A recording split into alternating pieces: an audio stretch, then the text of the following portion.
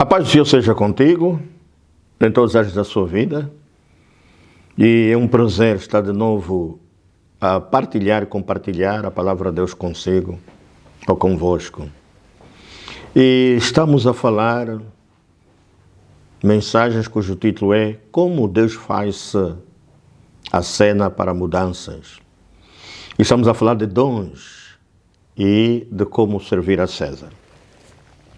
Então fiquei de ler o conselho de uma mãe a Lemuel, rei. E diz em Provérbios 31, o versículo 1 a 5 e o versículo 8 a 9 o seguinte. Palavras do rei Lemuel, a profecia que lhe ensinou sua mãe. Como filho meu, e como o filho do meu ventre, e como o filho das minhas promessas. Não deis às mulheres a tua força, nem os teus caminhos ao que destrói os reis. Não é próprio dos reis, ó Lemuel, não é próprio dos reis beber vinho, nem dos príncipes desejar bebida forte. Para que não bebam e se esqueçam do estatuto e pervertam o juízo de todos os aflitos. Versículo 8. Abra a tua boca a favor do mundo, pelo direito de todos os que se acham em desolação. Abra a tua boca, julga retamente e faz justiça aos pobres e aos necessitados. Palavra do Senhor. Também em Atos 24, versículos 25 e 26, nós vemos o governador Félix, que recebeu o apóstolo Paulo quando ia em cumprimento de ir a Roma e levar o testemunho aos reis, testemunho ao povo judeu, perdão. Ele foi recebido pelo governador Félix, e esse governador esperava do apóstolo dinheiro para o soltar, mas o homem de Deus não o fez. Isto é corrupção. Você vai encontrar nos palácios entidades corruptas que se corrompem por dinheiro. Você vai encontrar mulheres adúlteras, como encontrou José no seu primeiro palácio, onde serviu a casa de Potifar. Você vai encontrar manjares e bebidas que contaminam. Você vai encontrar vícios que fazem esquecer os estatutos ou a lei e faz perverter o juízo aos aflitos, aos pobres, etc. Você vai encontrar estas coisas todas. E todo aquele que foi chamado por Deus e serve nos palácios, serve a César, César representa o governo civil, ele se confronta com essa realidade. Para corromper, para desviar-se de Deus, ser infiel à aliança, negar Deus e comprometer o chamado de Deus. Vemos Daniel. Daniel foi alvo de intriga. E onde ele servia, havia vícios. E procuravam algo contra ele, que não puderam encontrar na sua conduta e na prestação dos seus dons ao serviço do rei Nabucodonosor, do rei Dario. E onde é que eles foram encontrar? Foram encontrar ele em orações ao seu Deus, 3 vezes ao dia. Ele tinha comunhão com Deus. Quando havia proibição de orarem aos deuses, todos quantos serviam aquele reinado. E diz aqui, no versículo 1 a 6, capítulo 6 de Daniel. E pareceu bem a Dario constituir sobre o reino a 120 presidentes que estivessem sobre todo o reino, E sobre eles 3 príncipes, dos quais Daniel era um, aos quais estes presidentes dessem conta para que o rei não sofresse dano. Então mesmo Daniel se distinguiu desses príncipes e presidentes, porque nele havia um espírito excelente. E o rei pensava constituí-lo sobre todo o reino. Então os príncipes e os presidentes procuravam achar ocasião contra Daniel a respeito do reino, mas não podiam achar ocasião ou culpa alguma, porque ele era fiel e não se achava nele vício nem culpa. Então esses homens disseram: nunca acharemos ocasião alguma contra este Daniel, senão a procurarmos contra ele na lei do seu Deus. Então esses príncipes e presidentes foram juntos ao rei e disseram assim ao rei: Dario, vive para sempre. Todos os príncipes do reino, os prefeitos e presidentes, capitães e governadores, tomaram um conselho a fim de estabelecer um edito real e fazerem firme este mandamento, que qualquer que por espaço de 30 dias fizer uma petição a qualquer Deus ou a qualquer homem, e não a ti, ó rei, seja lançado na cova dos leões. E você pode acabar a leitura. E vais ver que existe um princípio de ética para todos aqueles que são chamados, escolhidos por Deus, no serviço a César. Primeiro, espírito de excelência. Segundo, não ter culpa alguma com relação ao serviço ou a respeito do palácio onde você serve. Aqui, assim como foi José, foi Sadraque, Mesaque, Abednego, embora sofressem injustiças. Não ter vício ou não cair em vício, que o serviço de César, nos palácios em que você serve, que pode ser o teu emprego, que pode ser o teu emprego, pode ser o teu negócio, pode ser onde você exerce os teus dons ao serviço de alguém, ou mesmo gestão de algo que é seu, uma empresa, um negócio, um empreendimento, não ter vício.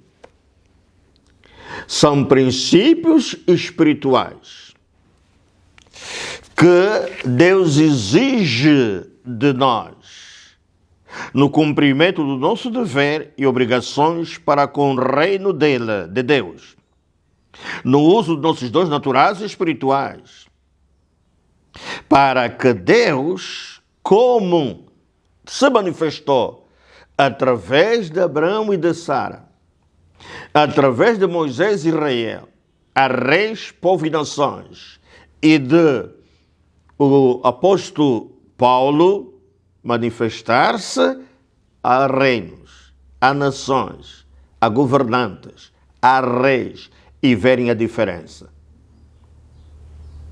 Para que eles recebam testemunho de Deus, como recebeu Nabucodonosor, quando se exaltou, se ensoberbeceu, pensando que a glória do seu reino fosse obra dele mesmo.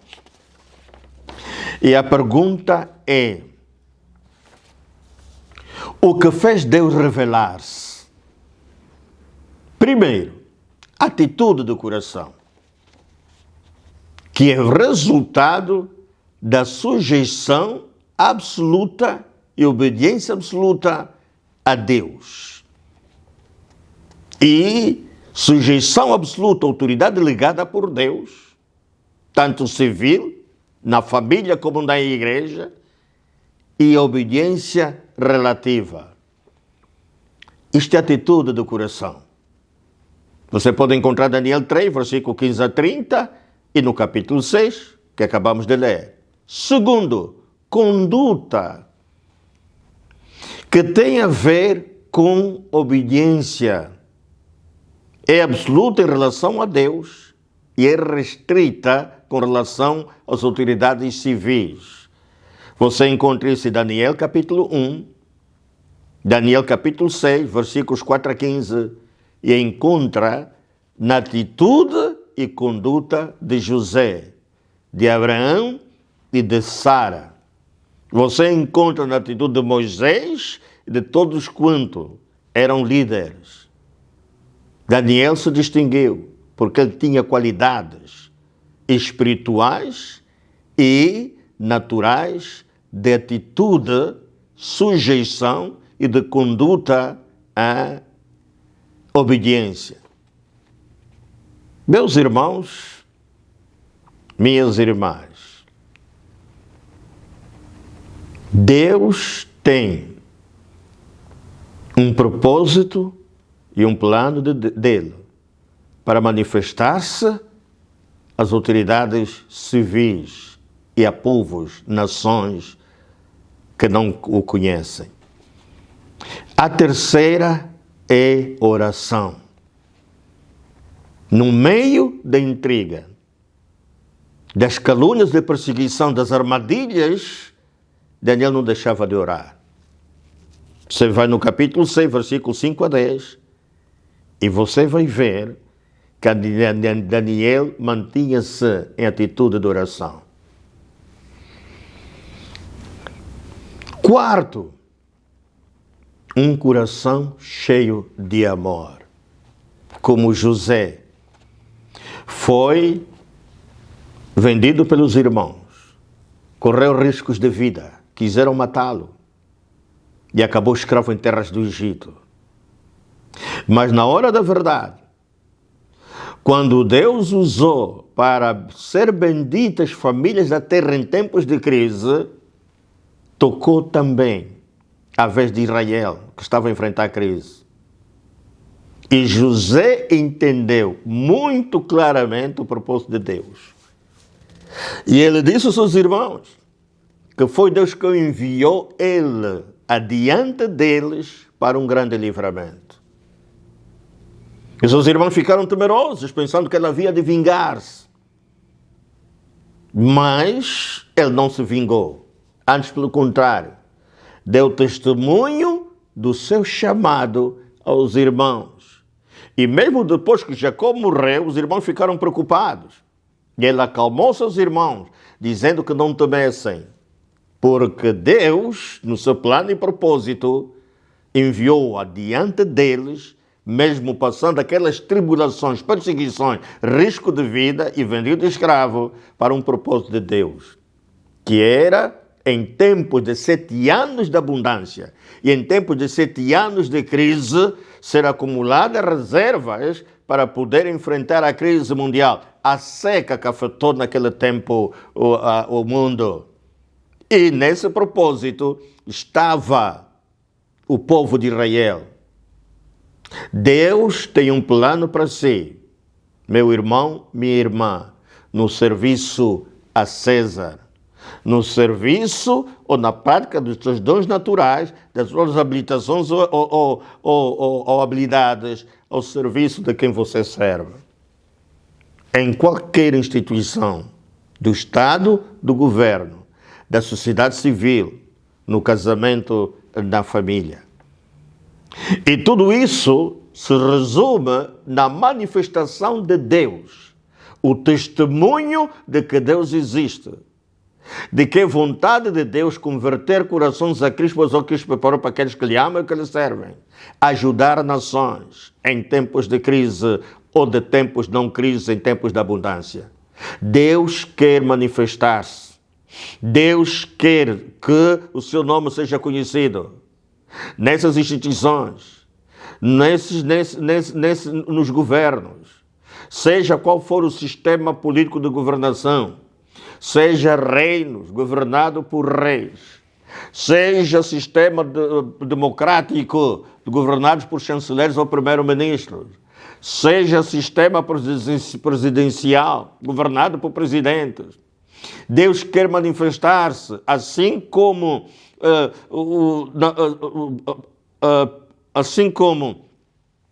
Potifar recebeu o testemunho, vendo que Deus era com José e confiou a José a gestão de todos os recursos dele. E esse é o testemunho para si, o teu chamado perante este meio em que você está a servir a Deus.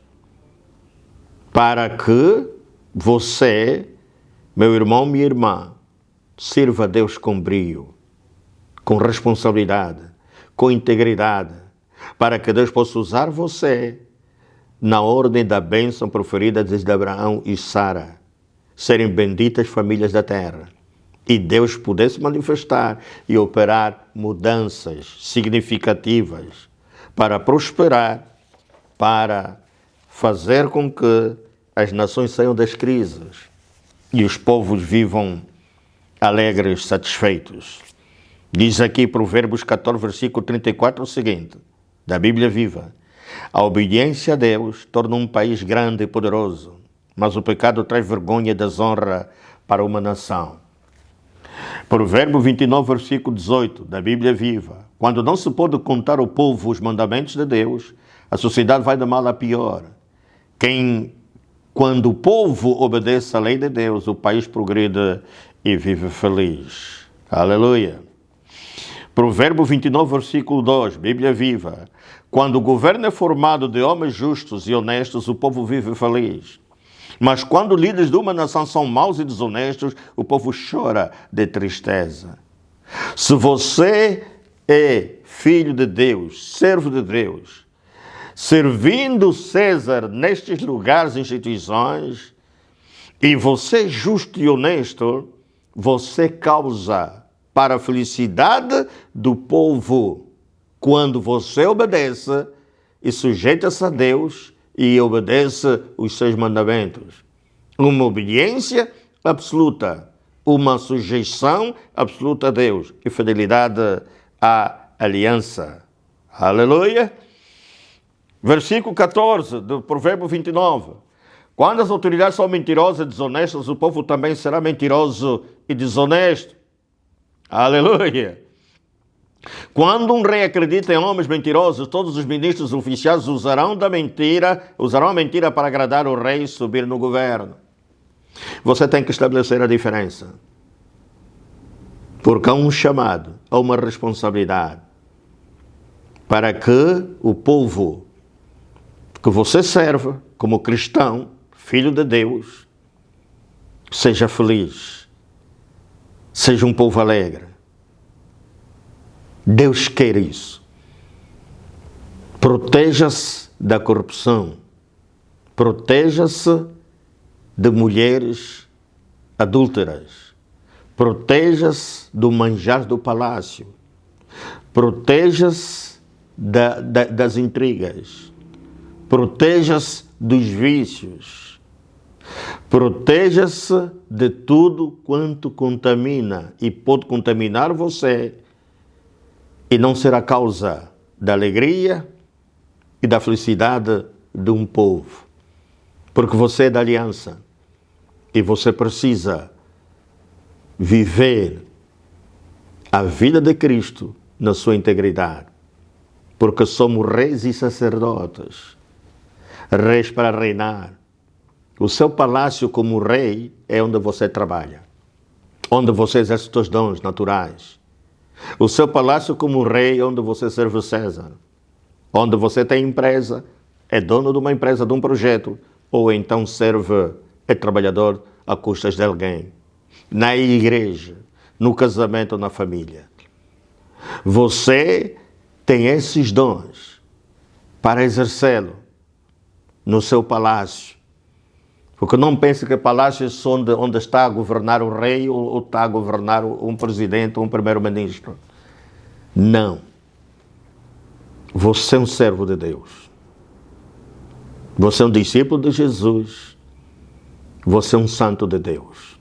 Um vaso escolhido por Deus para fazer a diferença e levar Deus a se manifestar, a revelar-se e liberar o seu poder, a sua graça, a sua misericórdia para ajudar povos, para ajudar entidades governantes e revelar-se, e para levar estas entidades a confiarem em ti, vendo Deus em ti e dando-lhe mais responsabilidade, a fim de que Deus possa continuar a abençoar as obras das tuas mãos e seja uma mais-valia para mudanças, transformação e restauração de nações, de famílias, de povos, línguas, tribos e da sociedade em si. Deus abençoe você. Vamos continuar e falaremos no próximo vídeo de sal e de luz, porque você é sal na terra e é luz no mundo. Até o próximo vídeo. Até a próxima mensagem. Desfrute. Obrigado.